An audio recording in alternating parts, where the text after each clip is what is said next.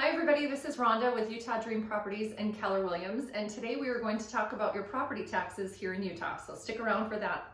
Let's get to work. Let's get to work.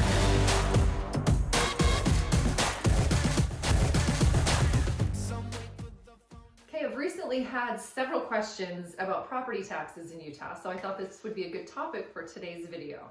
One of the most frequently asked questions that we get about property taxes is how do I pay them? So that, if you have a mortgage, which most people do get a mortgage on their property, the taxes are most commonly kept in an escrow account. So that means every month with your payment, a portion of that based on the prior year's taxes, they just cut that into 12 pieces and a portion of that goes into a special account and that's held with the mortgage company until taxes are due and then they're paid for you. Taxes here in Utah are due on November 30th. So typically our assessments will go out in August or September letting you know what your tax bill will be for the next year. So one very important thing to note, and we tell everybody this when they first purchase their home because a lot of people don't know this, if you have a fixed rate mortgage, your mortgage payment will always stay the same unless your taxes or your insurance goes up. So if you get that assessment and your tax bill went from say $2,400 a year to $2,600 a year, that $200 will be added onto your payment for the next year. Okay, so now that you know how to pay your taxes, you probably want to know how much are they. So that's a super important thing to note when you start shopping for a home, because a lot of us will use those online calculators, and let's say we're looking at a house that's $400,000, it'll just tell you what the payment will be. If they don't have taxes, insurance included in that payment, the payment's not going to be accurate.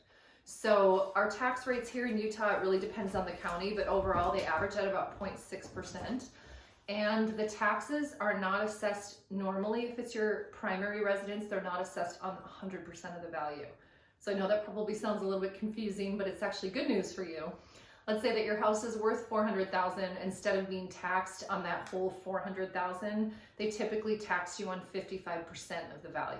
So it's like you get a 45% break for having that be your primary residence. So as you can imagine, that's huge because your taxes are almost cut in half of what they would be if you were taxed on that whole 100%. So whenever we have new buyers that just aren't thinking about taxes and insurance in their payment, we always want them to talk to one of our lenders so that they can actually get a breakdown payment for a specific property.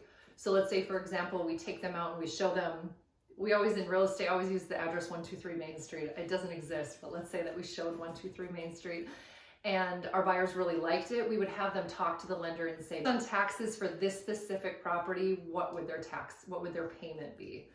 And that's super important. None of us want to buy anything and think it's going to be a certain amount and then get to the closing table and find out it's more. So knowing those taxes are very important. And again, knowing that they can change throughout the year.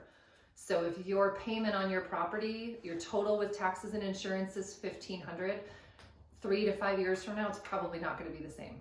So just keep that in mind. Another aspect of property taxes that will apply to some of you, if you are prior military, you're retired, or you were medically retired and you have a disability rating, every county in Utah is a little bit different on their procedure, but typically if you have at least a 10% disability rating, your property taxes will be reduced. And I hate to give out numbers because again, it's different for every county and it depends on the price of your home and how much your taxes are, but that can be a huge benefit if you do have a disability rating.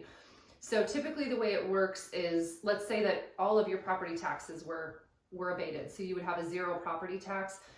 If you were going to apply for a loan, you would still have to qualify for that whole amount as if you were paying the taxes, but then you would go to the county and depending on when it is in the year, they would go ahead and take those taxes off for you, and then they talk to your mortgage company. You kind of have to let them know that you have an abatement, and then your payment would change. They would reduce that amount.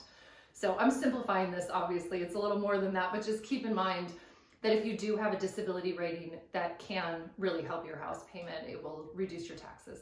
Okay, that was a brief overview on how property taxes work in Utah. I'm sure you've got a bunch more questions, so definitely feel free to reach out to us. We post new videos every Friday, so if you like and subscribe, you'll be notified every Friday.